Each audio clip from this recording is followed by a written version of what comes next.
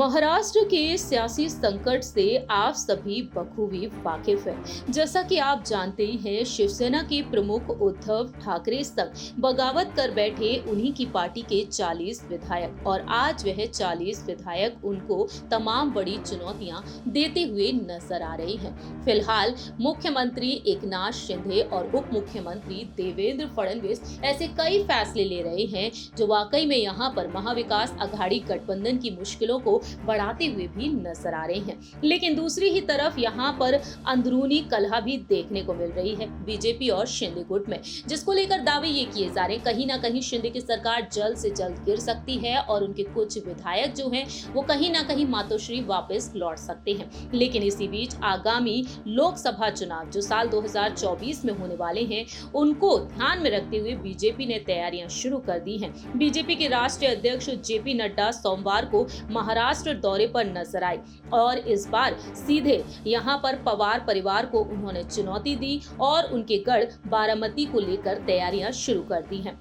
दरअसल यहाँ पर दौरा कर चुकी हैं केंद्रीय वित्त मंत्री निर्मला सीतारमण। बीजेपी और शरद पवार की पार्टी एनसीपी के बीच अब चुनावी जंग यहाँ पर देखने को मिलेगी। ऐसे में देखा जाए तो शरद पवार अपने गढ़ बारामती को बिल्कुल भी छोड़ना नहीं चाहेंगे और ऐसे में शरद पवार अहम मुद्दों पर रणनीतियां बना सकते हैं। दरअसल आपको बता दें कि बीजेपी ने बारामती लोकसभा चुनाव क्षेत्र को ध्यान में रखते हुए चुनावी तैयारियां शुरू कर दी हैं। बीजेपी के प्रदेश अध्यक्ष चंद्रशेखर बावनकुले भी बारामती का दौरा कर चुके हैं। बीते कुछ दिनों पहले उन्होंने कहा एनसीपी बारामती में एनसीपी का करेक्ट कार्यक्रम किया जाएगा। अजीत पवार पर तंज कसते हुए कहा कि चंद्रशेखर बावनकुले के बयान से मैं घबरा गया हूं।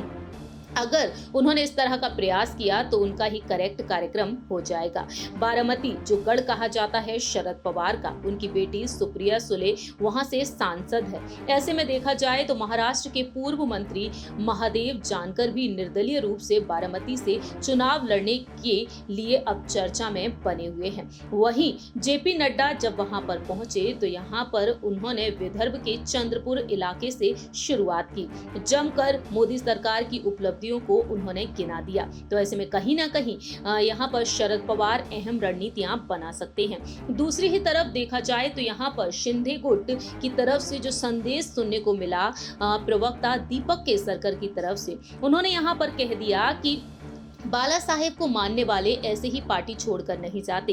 इसमें इसलिए कुछ ना कुछ जरूर ऐसा घटित हुआ होगा जिसकी वजह से लोगों में नाराजगी देखने को मिली और पार्टी छोड़ने के लिए उन्होंने फैसला कर लिया। उन्होंने यहाँ पर आत्म परीक्षण करने की बात कही उद्धव ठाकरे के लिए। अगर वह ऐसा कर लेते हैं तो पार्टी दोबारा से एक हो जाएगी। लेकिन दूसरी ही तरफ यहाँ पर शिवसेना के सांसद संजय राउत ने बड़ी बात कही। उन्होंने कहा उद्धव ठाकरे की अगुवाई वाली शिवसेना ही असली शिवसेना है। उद्धव ठाकरे की शिवसेना को उन्होंने असली शिवसेना बताया। कहा अगर धोखेबाज लोग हमें आत्म अवलोकन के लिए कहते हैं तो ये मुश्किल है। आत्म अवलोकन की जरूरत नहीं। उद्धव ठाकरे नीत शिवसेना आगे बढ़ रही है जैसे पहले बढ़ रही थी।